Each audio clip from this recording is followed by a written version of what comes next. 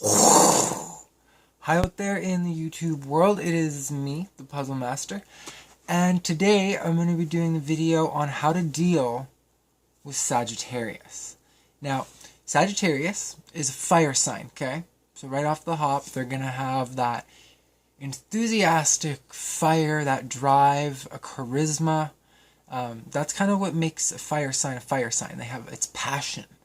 They have that energy, that lust for life, that yeah, that's what fire elements are pretty much all about.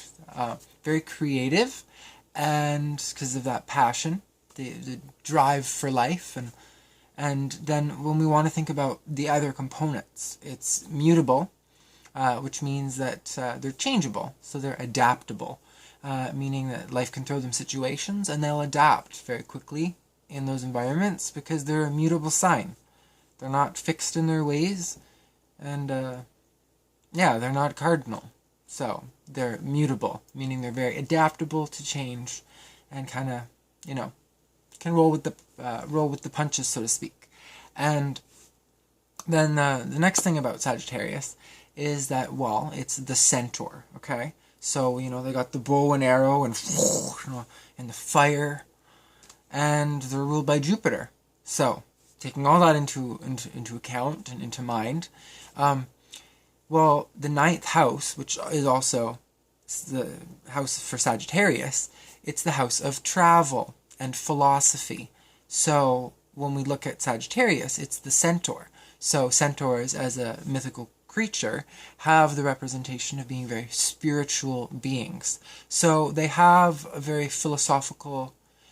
lot of philosophical insight to the world around them. Because of the Jupiter nature, they tend to be very happy and what's the word? Juvenile. Don't take offense to that if you're a Sag watching this, but if it's someone else watching it on how to deal with them, know that being ruled by Jupiter is like the god of luck, the god of abundance. Wherever Jupiter is in your natal chart, it tends to expand or amplify whatever energy it is with. So it represents expansion. And because they're very philosophical, they like to expand their awareness of the philosophical realms. So they like to digest a lot of different spiritual material and take and analyze it for themselves, because they have great spiritual insight, being the centaur, Sagittarius. Now, a little bit of the more negative side, sorry, but I have to be honest, is that because the centaur is supposed to represent like half man, half horse, or half animal, they have a darker side. And the opposite of Sagittarius is Gemini. So they share a kind of karmic due, or like life path, in regards to the aspect of having a duality. Now, with Gemini, the twins, it's a little more, most people would tend to know this. Like if they know about astrology, that like Gemini, has two faces. They have like the Dr. Jekyll and Mr. Hyde. Like they have that going on.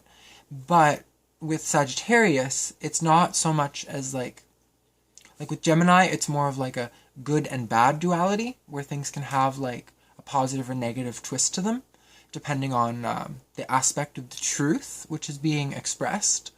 However, with Sagittarius, it more has to do with, well, because it's not the twins, it's not like a mirror, it's not a mirror reflection. It is the human half, which is highly spiritual and philosophical and wants to know and learn about the world around them. And then there's the animal half, which would represent more things of like the base chakra, or like if things of sexual nature can be a little bit more, not necessarily dark, but they tend to struggle with these within their own consciousness because of their such high spiritual expectations. They also sometimes have to remind themselves that they're human, and like they're not just this like perfect spiritual being. And a lot of times, because they are so spiritual, they can like beat themselves up over their natural, normal, like inner way of being, which, not to say they should just embrace that and like go to all these parties, and like you don't want to, I don't know, like, to each their own. So if that's your thing and your life path, then go on ahead and do so. But I'm just saying that every sign has a kind of a positive side and a negative side to them. And because Sagittarius is ruled by Jupiter, they're like the optimist, and they tend to be very lucky because it's the sign of luck. Like, their ruling planet is the god of luck, like, and wine, and are like, like in Fantasia when it showed like do do do do do do do do do, and there's like with the cartoon Fantasia. Well, the guy who's pouring wine and has like grapes in a wreath of grapes, and like he's all happy and it's all a party, that's the energy of Jupiter. And they're very happy and non-judgmental of other people, because they tend to be very spiritual. So they understand that everyone has like their own manifestation, which is unique and special, and they embrace that. However, as I said, they can sometimes have a hard time dealing with like their own spiritual inadequacies or things that they will self-judge themselves for. But in life, like in the physical realm, they tend to be very lucky because like they're always wide-eyed and bushy-tailed. They're optimistic. They're funny. And they rule over that kind of party, everyone's socializing and talking. That's kind of like the Jupiterian energy right there. And yeah, because of that though, because they often have things kind of handed to them on a silver platter, due to luck, they might often feel that like, got it coming easy. So without really trying, things seem to come to them. But that might not always be the case. Like, just because you're lucky doesn't mean that the dice is always going to roll in your favor. And when things don't work out, it can seem very crushing. But not for very long.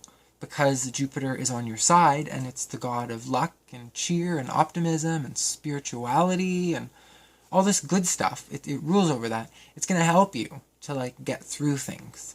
And just know that, like, Jupiter is always on your side. So so even in the negative aspects of things, like, don't worry.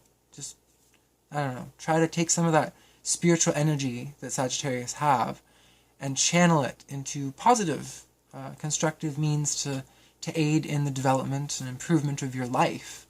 And if you are trying to deal with a Sagittarius person, know that because they're the ninth house, which is like travel and philosophy, they need space. Like, they have a strong element of needing to be on their own. Like all of they just want to be free. And like, why can't they be free in a free world? Like, but there's all of these like social and like, with work and taxes, everything. There's all these like things, like these strings that attach to them. And why can't they just all just be happy and, live life and be free, But they often feel like they're restricted or tied down because of other people. So if they are needing space, just give them space. Like, it's as simple as that. And like, they really don't like to be cornered, especially if they're like wanting space. So if you're like dating a Sagittarius and they're like, gone on their own little way, don't be texting them and like freaking out at them, because they're gonna just be like, what a bitch, or like, what an ass. Like, they're not gonna vibe. They're not gonna feel the remorse because they were just busy. And for you to take it all seriously, like, Jupiter does not like it when people try to like rain on their parade. Like, so try to keep things optimistic and happy. And and if you're ever really, really down, a Jupiter or like someone who's ruled by Jupiter or has strong Jupiter in their chart, so Sagittarius, if it's their sun or their moon, they'll be there to cheer you up. Like, if you are really down and you need someone, like, because they have that charisma, like, if they're already like as they are normally, like, unless they were in like a temporary rut, if they're normal at their normal level is more peaked and exuberant with energy and charisma than most people's normal. So if you're feeling down, to be around a Sagittarius person can be a very uplifting feeling and can help to cheer you up. So, yeah, I hope this video was informative and that you learned something about Sagittarius. And, yeah, the next one I'm doing is on Capricorn. Capricorn. Mr. Serious. But much more serious if you compare them, like, to Sagittarius. It's, like, quite different in character traits. But, yeah, so, mwah, and I'll see you in Capricorn.